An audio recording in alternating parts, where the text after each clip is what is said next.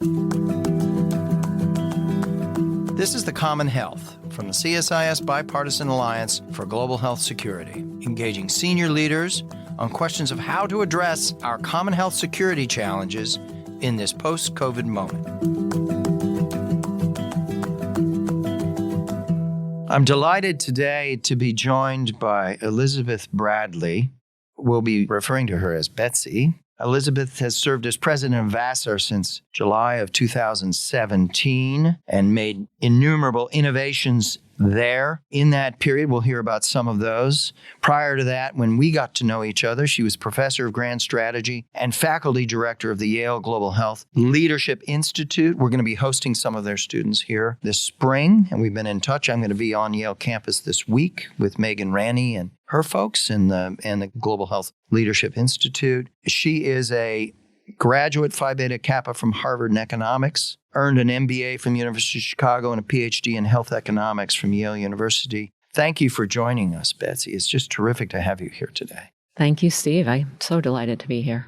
So we're in this remarkable period in which educational institutions, colleges like your own, are subject to quite a number of different executive orders emanating from the Trump administration and considerations in Congress, too, around taxes and the like. There seems to be in this, and we'll cover this as sort of special animus towards private elite colleges or universities of higher education. There's been some very harsh language. President Trump himself has condemned higher education that advances DEI, diversity, equity, inclusion, as Marxist maniacs and lunatics. Some of this animus on DEI has been emboldened by the Supreme Court landmark decision striking down race-conscious decisions.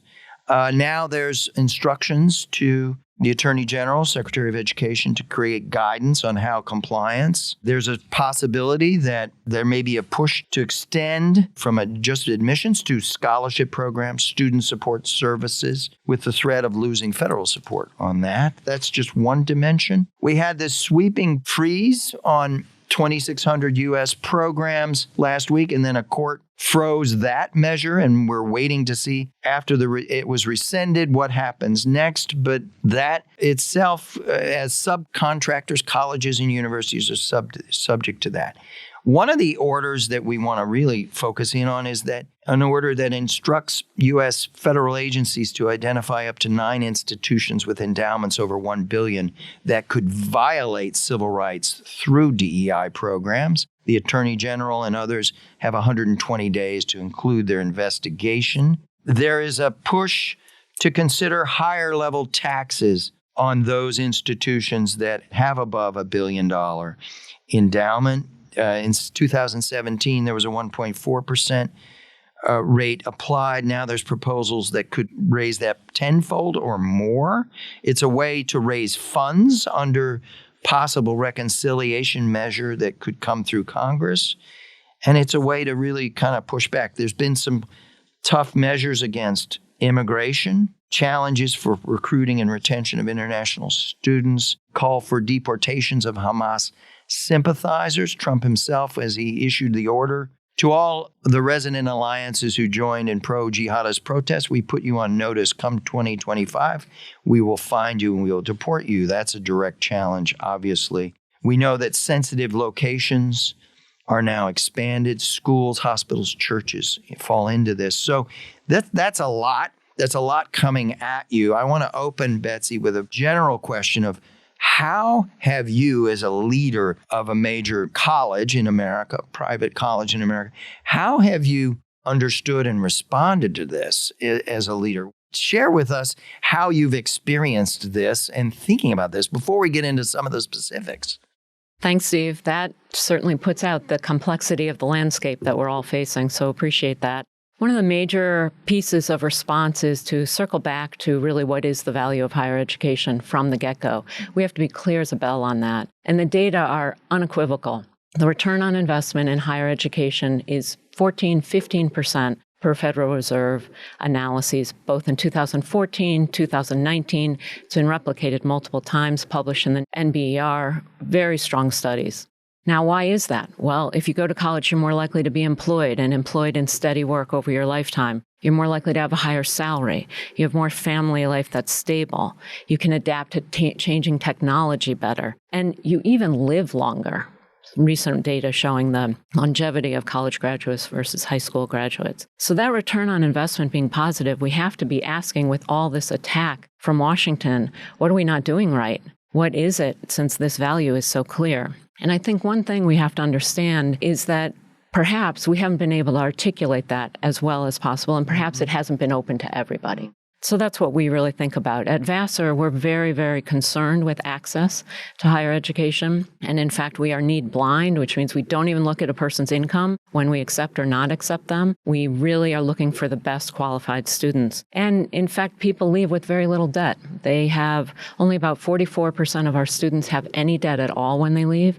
And the average debt is about $5,000 per year of college education. Very, very affordable. They also get employed very well. So we have great data on about 93% of our students are in a job or graduate school or competitive fellowship within 6 months of graduation. So in response to the attacks, we're circling back to articulate our value, get the data, try to push that data out. How has your strategy evolved? I mean, I would imagine that in this period of this blitzkrieg of EOs that are coming out, there's not just directed at institutions of education, they're directed at multiple other institutions, but there is a special focus because of the DEI, because of how central that is.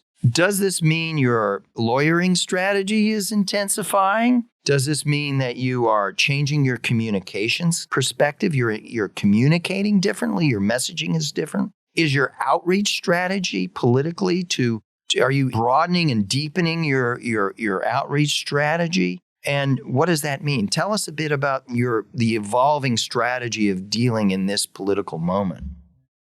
We do try to take a strategic look at how best to achieve large ends with the limited means we have. And I think the most important thing that we are really focusing on now is being fully engaged with our community and the broader community beyond campus. So in New York, where we are, we have many elected officials who are Republicans, who are Democrats, and they are all welcome on our campus, and I convene them regularly. In addition, we have 5 other colleges that are like Vassar, and we convene as presidents together to talk about what's the best approach here. Because in the end of the day, we're offering a public benefit to the community. We put about 2,500 jobs into the community, about $435 million worth of revenues come into the community. And another exciting thing with New York being worried about the loss of young adults over time, the demographic shifts, about 30% of our students are from New York when they come. They emanate from New York. But on graduation, more than half stay in New York. So we're sort of a net attractor of talented young people. And these kinds of talking points with our elected officials really helps. First of all, I get to learn a lot what's on the minds of the elected officials, whatever party they're in. And what are they concerned about? How could we maybe do a better job in jobs and economic growth that they want? But also they learn about us, and I think that kind of humanizes everybody. So that's been a key part of the strategy. I would also say our curriculum, we're trying to be very, very careful in our curriculum to hold open the classrooms for all voices. We have a pretty strong effort in engaged pluralism, which means, we need to not segregate or assimilate people. We need to recognize our differences and come together where the edges meet and have the arguments and really have a reasonable learning opportunity there. And I would say our curriculum, both what happens on campus, but also our community-based curriculum, where we have more than 100 classes that are given in the community with our faculty and community leadership for students to learn, wow, this is what real life is outside a campus bubble. So almost all of these executive orders come back to the desire by the Trump presidency to root out DEI from institutions in America. What does that mean when you're talking about an institution like Vassar? The truth is that our efforts are always to keep the education open for every kind of student you could imagine. And that is really what one is doing when they're trying to create diversity, equity, and inclusion. Is you might come from rural America, and we'd like you to thrive and flourish at Vassar. So what do we need to make that possible? You may come from different racial backgrounds, different wealth backgrounds. That's the beauty of learning. That's what pluralism is. That's what we are in the United States, is a very diverse population, and we want to give access to everybody for education. In fact, that's the law. You cannot discriminate against people for any of the protected classes. And there are many protected classes at the federal level and also at our state level. And honestly, these programs help us uphold that Civil Rights Act and that Human Rights Act in New York State. Let's say that Vassar were singled out. Would you be accused of not providing a classroom environment that's tolerant of conservative points of view, or that if we're talking about like the disputes over Gaza, that there were not adequate protections? Are you afraid of those sorts of allegations? Those allegations have been made for other colleges. So, of course, as a college president today, you got to be thinking about that. But we talk about that constantly on campus and with our faculty, in our faculty meetings. Our commitment is to have an open classroom where people can have different views. Now, I will tell you that a classroom that tolerates different views is not a quiet classroom. People are arguing. They're raising their voices. They're emphatic because they're trying out their intellectual, muscles to say, can I really make this argument or can I not make this argument? That's what life is. That's what learning is. That's what education is. So are things sometimes said that someone might get offended by? Yes. And then there's a process to kind of care and repair, if you will, bring people back together and say, that was very offensive. Why was it offensive? Well, this is how I see the world. Well, that's what I think. And that's actually where new ideas get fostered and where learning how to stand up for your views and also listen to other people's views happens. And that's what we try to do in the classroom. Why do you think elite institutions, private institutions with over $1 billion in assets, and this includes public institutions with over $1 billion, are now under special investigation? What's the intent there? What's the intent? I think it's pretty hard for any of us to know exactly what the intent is, but we have different hypotheses. Of course, it's really important to have a Budget Reconciliation Act. Yeah. And so if the taxes were raised on endowments, it's a very small contribution to the massive hole in the Budget Reconciliation Act, but some might hypothesize it's just a way to raise money to balance the budget. I think in addition, it may come from a great misunderstanding of what the endowment is used for. I doubt very much people who want to tax the endowment understand it is exactly what allows colleges to have many, many low-income students come to their campus and flourish and keep the prices of that education as low as public education. That really is done through the private philanthropy, which has been more than 150 years at Vassar. And so the taxation might also be a misunderstanding of how beneficial that is to exactly people who don't otherwise have financial access to some of these services. And the last hypothesis is it's a really just dislike of this part of the sector and feeling it's elite and we don't need it anymore. Of course, I think that's a graven mistake. But one way to strike a blow to weaken the power in our society of these institutions is to go after their endowments.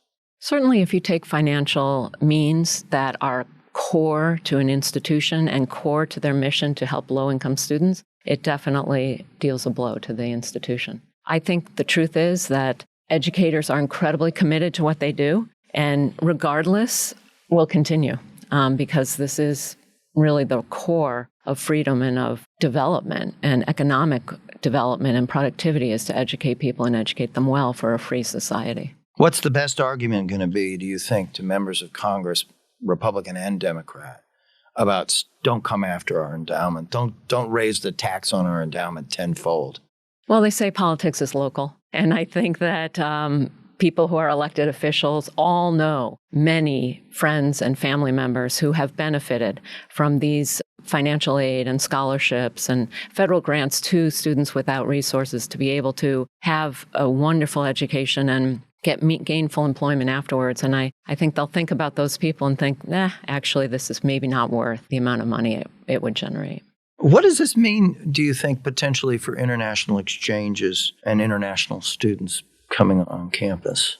I think all of the rhetoric around this and all the publicity around this will have a chilling effect on people who are international students who are applying to U.S. colleges. There's great education in Europe as well, and I think this will make it a little bit more nerve-wracking for some of our international students to apply and actually come to the U.S. for education. And for that, I'm very sorry, since really I think the higher education sector has been the envy of the world, and most people would love to come to the U.S. for their college experience. I think that might get chilled a little bit. I think also for international students who are here now, they're worried. They're worried about any kind of major adjustment where the U.S. is not the same player in the globe it's been for the several past decades. So that, I think, makes people jumpier. However, I do think that most of our colleges, and I know Vassar, have incredible support services for international students and do what we absolutely can to help them out and stabilize their experience so they can do what they have to do, which is to get educated, get work, help us make a better society.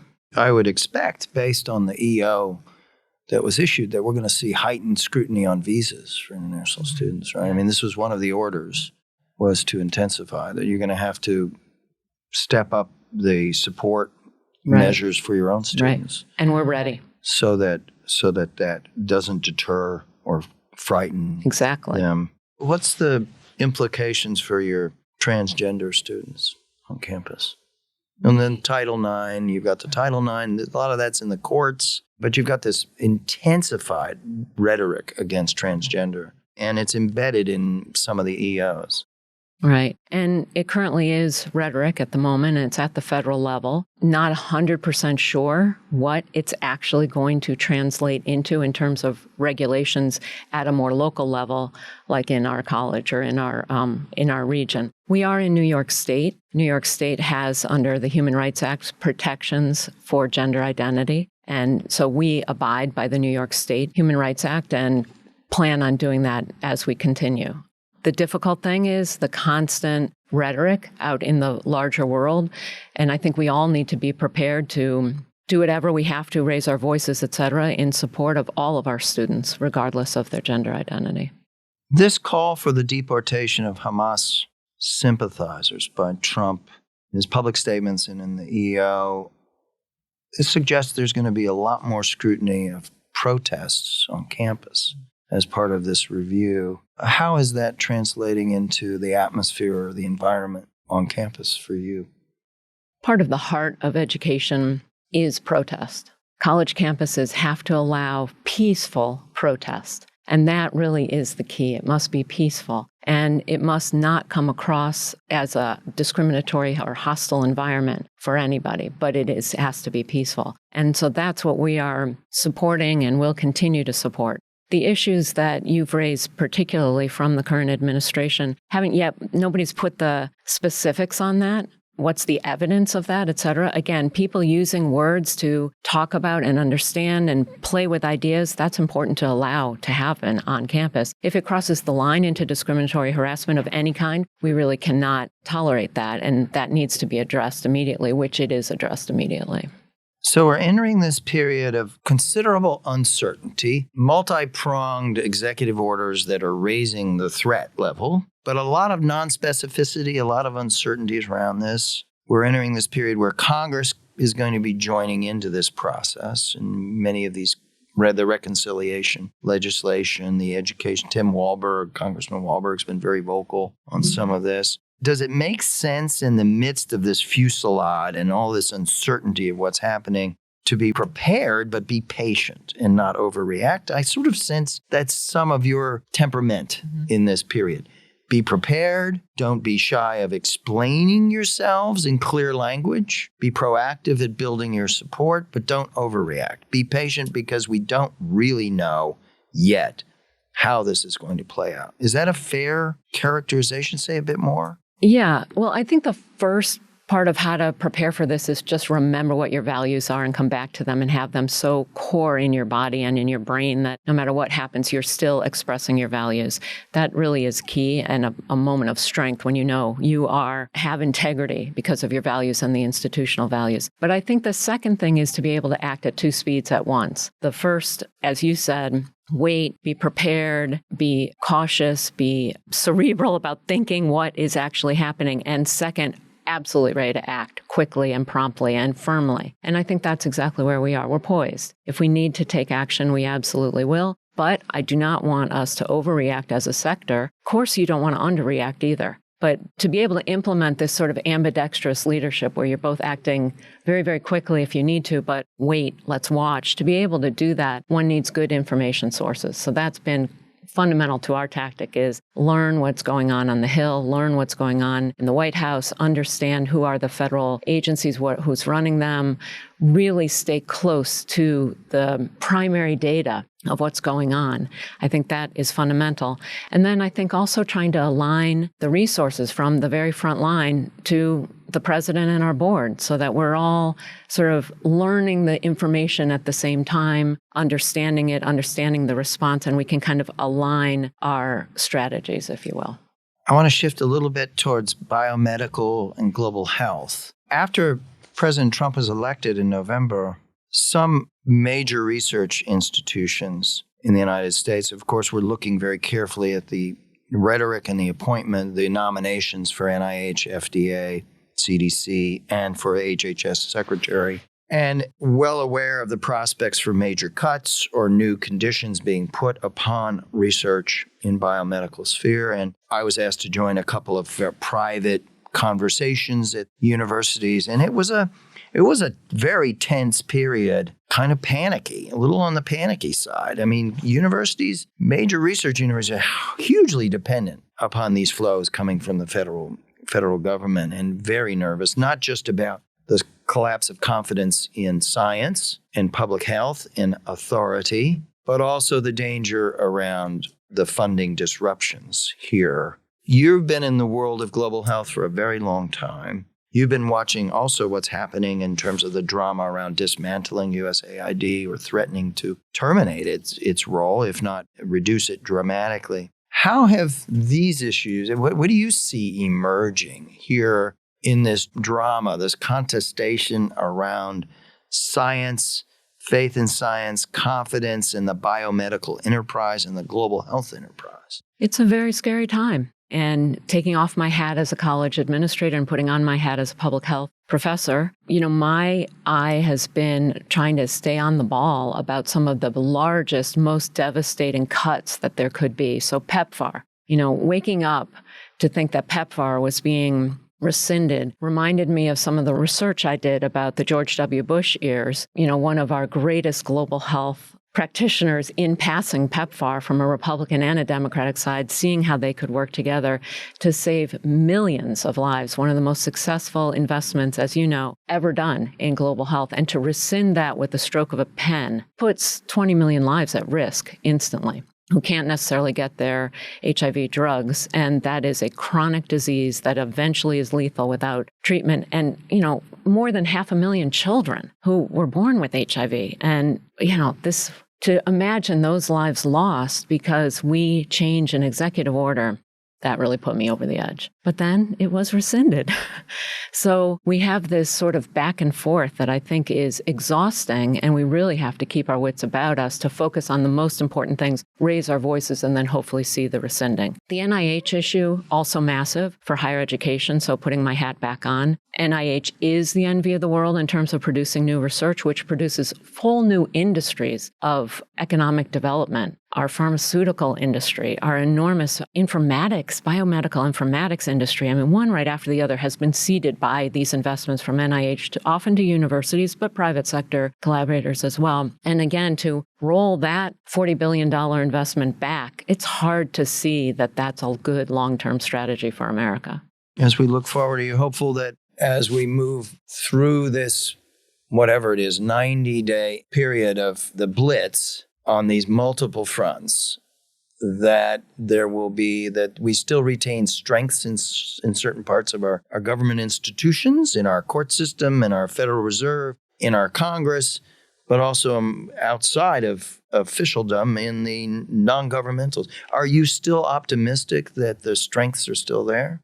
I'm still optimistic. I think the great strength that we have is our number, our incredible diversity of ideas and backgrounds, the pluralism that is throughout the country, the ability to have and live with checks and balances so that nothing can be fully in full control, but there's always checks and balances. Of course, you can see dark days if that were not to be able to continue, but I guess in my leadership role, I remain optimistic. And I also work with young adults all the time. And I guess that also brings a lot of optimism to me because they are smart, they're committed, they're pro-social, they want the world to be a better place, and they're willing to use their voices and work as hard as they can to make that happen. And the arts that emerge from our generation now, there are just so many innovations where AI is going that it's hard not to be hopeful. I'm nervous, but at the end of the day, the youth give me a lot of confidence we're going to be okay. We're a very young institution, CSIS. We have a lot of very young people here, many of whom have their eyes set on careers in government. This is an awkward moment in terms of how do you advise? How do you advise them about the future, to stay optimistic, stay engaged? What's your advice to your students? I'm assuming you're having endless wall-to-wall, hour-to-hour conversations with students and around alums, and alums and board members. But with your students, how do you counsel them? You have to first know what your values are. I mean, I counsel students all the time on this, and we talk about it together. I'll explain my values, you talk to them about what are their values. Really understanding what do you stand for is so important. And then articulating to yourself ahead of time, what will I do to uphold those values? Where will I bend my views, or where will I really not bend my views? What are my boundaries? This sounds maybe more like psychology than it does career education, but it's so important, particularly if we're worried about changing institutional structures. Keeping your own personal structures together of who you are and what you want to be, I think, is paramount. And then the other thing is just get a ton of experience. You don't have to stay at things forever, but try it. And then you'll learn and analyze it and reflect with your mentors and your peers, and you won't do that again. You do something else. And I think that that's really, I guess it's trying to create in people the joy of learning and put that in their career development as well. Thank you. We're deluged with queries from young people whose lives have been disrupted in this period, who are out of school. There's one person in particular who came via you, Betsy, who's been dislocated in a job, and there's multiples of those who are coming forward saying, well, how do I deal with this moment in my career, early in my career? And it's a tough call, but I think that the values point is terribly important. Pragmatic choices. Don't think about 40 years. Think about making the best use of this next 12, 24, 36 months, and take it a step at a time. Realize that you're relatively mobile and flexible and adaptive in this early part of your life. And you can pivot and do some very important things. I agree 100%. And they have a lot of assets in their education. They can still think, they can learn, they can try new things. And I think reminding them, don't go it alone. They call you for mentoring, Steve, and they talk to their peers, and, it's amazing what kind of resources you can turn up by keeping talking and learning. And before you know it, you're placed in another job or another avenue of life that's going to teach you something for the long term. But, we have to be hopeful. It's the only way forward. Thank you. Betsy, we're so grateful you come and spent time with us this morning here in the studio. This is fantastic. And thank you for your leadership and your contributions, not just to Vassar, which is sterling and amazing, but more broadly in our community. You've been a very big force for a long time, and we're expecting you to stay in that role too. And we just want to thank you for your leadership and for today's conversation, which I think is sorely needed. So thank you. Thank you, Steve. It's been great talking with you. Thank you for listening to The Common Health. If you enjoyed this podcast, please give us a follow and leave a review. To learn more about the CSIS Bipartisan Alliance for Global Health Security or listen to other CSIS podcasts, please visit csis.org.